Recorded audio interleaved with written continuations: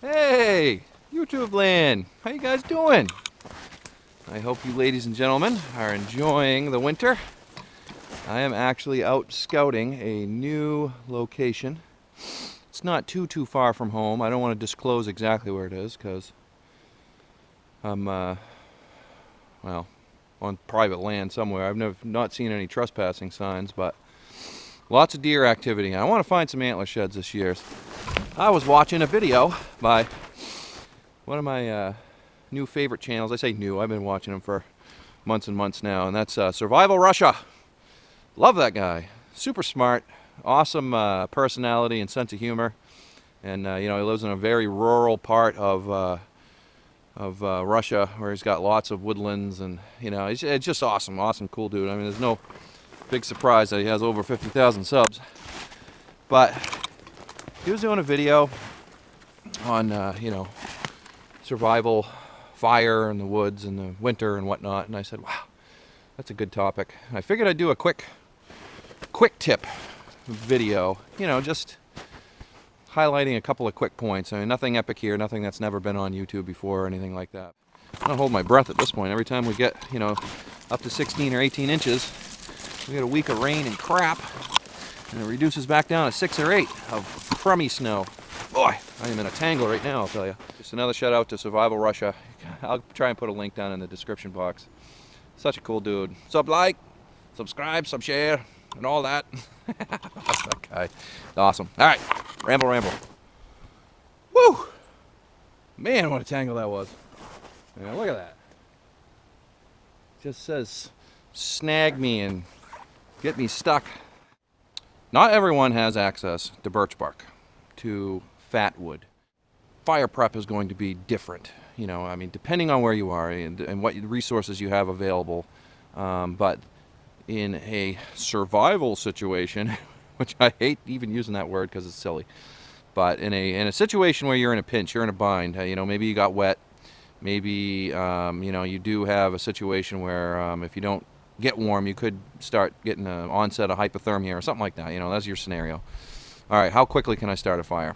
How much wood processing do I have to do? Do I have to chop down, you know, 3-inch trees and baton it down into kindling and baton that into smalls and feather stick and all that? And you know, oof, if you do, and you're in a sticky situation, yikes, that could not be good.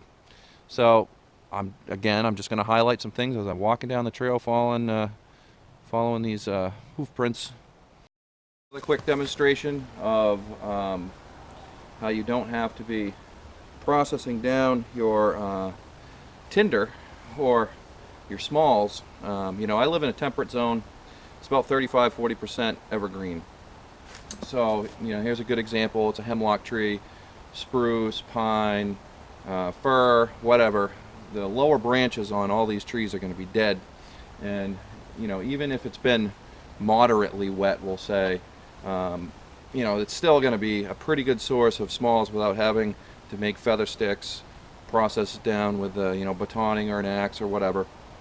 And all you have to do is just grab, you know, a handful, we'll say. Just take 20 seconds here. Bear with me. And I will give you guys a close-up of what we got going on here. Now with fire prep, we all know, you know, the more time you take to do it, the better your results. But again, you know, in an inconvenient situation where you don't have, you know, a lot of fine dexterity and you really just need to get some heat going. I mean, there was 20 seconds, whatever, of time. And you see these guys here that are finer. It's like a mechanical pencil lead. So you can just take these guys like this and hit it with a little bit of flame.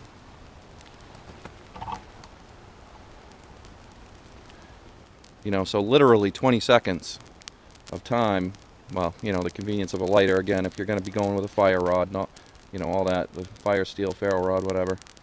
But, you know, that's just an example of knowing the resources that you have available. Alright, the search goes on. Another good notable mention when you have softwood trees, obviously, is our sap. You know, whether it's pine sap like this or spruce, You know, almost any evergreen tree will have these, and these are just spots where branches have snapped off, done a little bit of damage to the tree. The tree releases the sap to seal up the hole. So you could also dig in there with your knife and get a little bit of fat wood at each one of these spots where there used to be a branch. You know, lighting this petrified sap with a ferro rod or whatever is very, very difficult. But I will say that if you're actually lucky enough to come across some when you're putting your tinder bundle together, as soon as you have flame, you'll have a real nice extender. Because you know, that sap will burn for a lot longer than your little flash tinders and twigs. Again, trying to stay away from the birch bark and the fat wood in the wintertime, because not everyone has that available resource, but in most places you have beech trees or also oak trees that will hold on to their leaves in the wintertime. And this right here is prime tinder bundle resource. Again, with minimal amount of processing, you can get something, you know, just by grabbing and pulling your hand down the branch like this, pulling those leaves off. Now I can crush all these up and make more fiber and all that fun stuff. But even after this incredibly wet winter that we've been having, you know, because the branches are up off of the ground and up in the breeze, you have you know, it dries out rather quickly even if it's been raining a lot. So prime material for quick tinder bundle and or fire starting. So again, I'm not telling you guys anything you don't already know, but if you're lucky enough to find an old cattail head that's sticking 4 or 5 feet up above the snowpack, again just flapping in the breeze, even though it was pretty soaking wet downpour a couple days ago, this is pretty much dry. And this flash tinder right here for the center of your tinder bundle is like gold.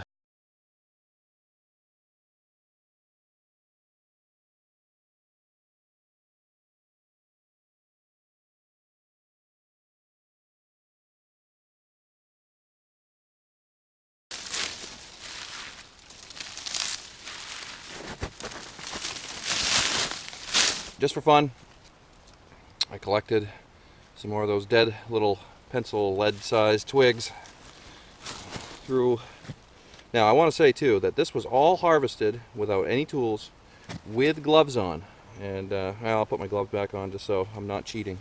And that's the key, you know, without any tools, you know, axes or knives for harvest, I was able to collect all this tinder, you know, process it down. Well, here, I'll tip you guys down a little bit.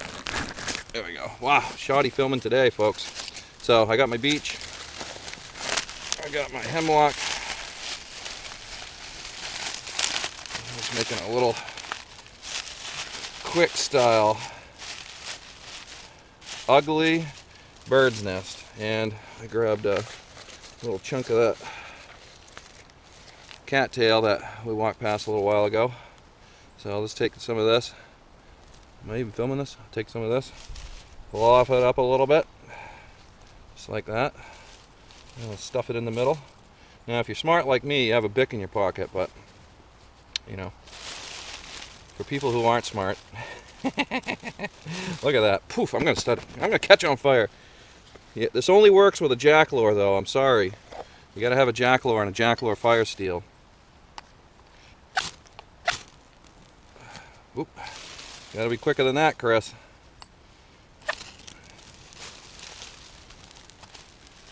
Whoa, Nelly.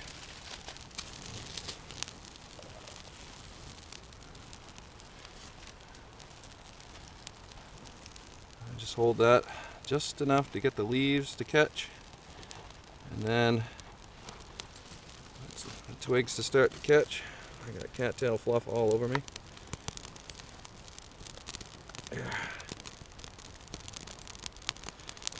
See?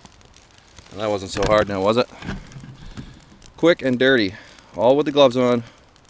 No tools. Well, I shouldn't say that. I used my knife and my fire steel to do it. Now, if you're talking about friction fire, well, that's a whole nother video, but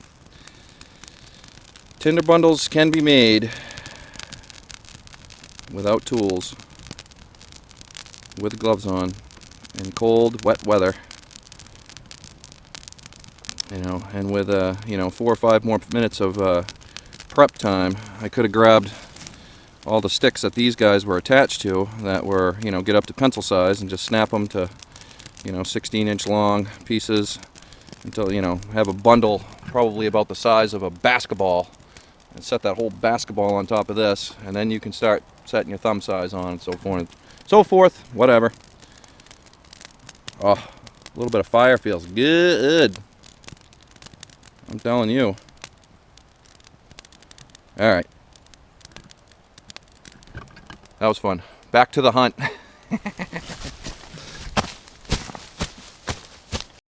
I do want to mention that I really, really, really appreciate you guys taking the time to watch, commenting, hitting the thumbs up button and all that. And I've never said, hey, like, subscribe, blah, blah, blah at the end of my videos. If you like what you see, great. Come and hang out. I love watching what you guys are up to, and I love hanging out with you guys. I did want to mention also that I have an Instagram, which is Wyndham Woodcraft, and I have a Facebook, which is Chris Layton Wyndham Woodcraft, but I kind of really don't like Facebook. It's too negative, and I don't spend a lot of time there, but, just enough to keep in touch with people. My face, your face, Insta face, Twitter face, Snap face, whatever face. Rock on, guys. I hope you can get out there. Thank you again for taking the time to watch and all that fun stuff, and hopefully I'll catch you guys soon down the trail.